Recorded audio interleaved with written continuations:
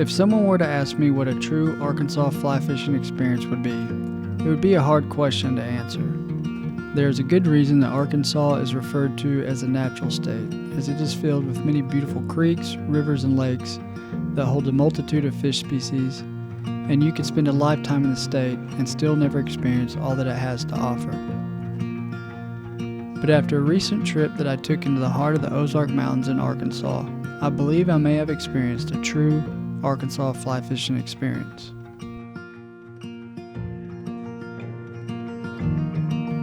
The Ozarks and the adjacent Ouachita Mountains represent the only large area of rugged topography between the Appalachians and the Rockies.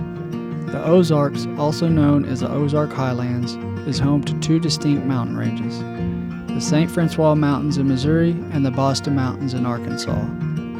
The highest peaks, many exceeding 2,500 feet, are in the Boston Mountains in Arkansas.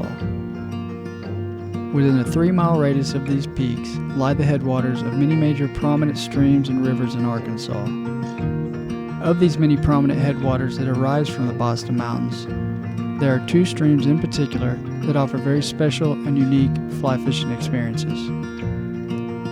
If you were looking for a fly fishing experience that would encompass the best that Arkansas has to offer, then taking a trip down these Ozark gems offer trips that are unforgettable, but are two very unique and different experiences. The Buffalo. The Buffalo River originates in the Boston Mountains and flows 153 miles and empties into the White River near Buffalo City, Arkansas. The Buffalo was the first designated national river in the United States and is one of the last undammed rivers in the lower 48. Buffalo River is divided into 3 distinct sections, the upper, the middle, and the lower. Of these 3 sections, the lower Buffalo unit encompasses the park's largest wilderness area.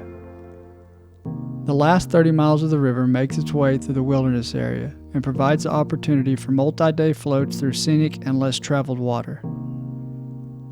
The last put-in is 24 miles from the confluence of the White River, and once you depart down the river, there is no turning back. For someone looking for a tranquil float adventure and the ability to cast for native Ozark bronzebacks, then I can't think of another experience that captures the essence of fly fishing in the Ozarks. The White. After spending a few days on the Buffalo, and once you approach the end of the trip as the Buffalo merges with the White River, you can load up and drive home feeling content. But if you truly wanted a true Arkansas fly fishing experience, then it would be difficult for your trip to be complete without spending a day on the White River. The White River and the Buffalo River originate from the same spring in the Boston Mountains. The White River flows for 722 miles through Arkansas and Missouri before eventually emptying into the Mississippi River. At one time, the White River may have provided the same experience as the Buffalo, offering multi-day scenic floats and camping on the gravel bar and prime smallmouth habitat. But back in the early 1960s, 5 major dams along the White River and its tributaries were built and formed a chain of reservoirs that destroyed a lot of the smallmouth habitat and created over 100 miles of cold tailwater trout streams. However, years later, the White River has come to be known around the world as one of the premier tailwaters for trout fishing. The White River offers unparalleled opportunities to land monster trout and has produced 2 previous world record brown trout. For someone looking to spend a day on a big tailwater in search of a trout of a lifetime, then there are not many better places than the White River. The White and Buffalo offer fly fishing experiences that are hard to replicate anywhere else in the country. And although these 2 rivers arise from the same spring and merge with each other, they offer 2 different types of fly fishing experiences.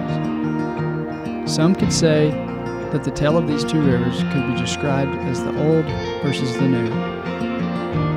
The lower Buffalo River offers scenery, solitude, exceptional smallmouth fishing, and the opportunity to experience something that has been virtually unchanged. When I think of the Buffalo, I think of camping and floating down a beautiful free-flowing stream in the secluded wilderness casting for native hard-fighting smallmouth bass. The White River offers an angler an opportunity to catch the trout of a lifetime in one of the world's premier tailwaters. When I think of the White, I think of motoring up and down a world-class tailwater in a riverboat chasing a trout of a lifetime. Each of these special Ozark experiences, although very different, will satisfy any fly fisherman's soul. So if you only had a few days and wanted a true Arkansas fly fishing experience, then you could spend a couple of days floating and camping on the Buffalo. Once you reach the White River, then rent you a boat at one of the many outfitters on the White and spend a day chasing a trout of a lifetime. If you like this video and want more content about these fisheries, then click here.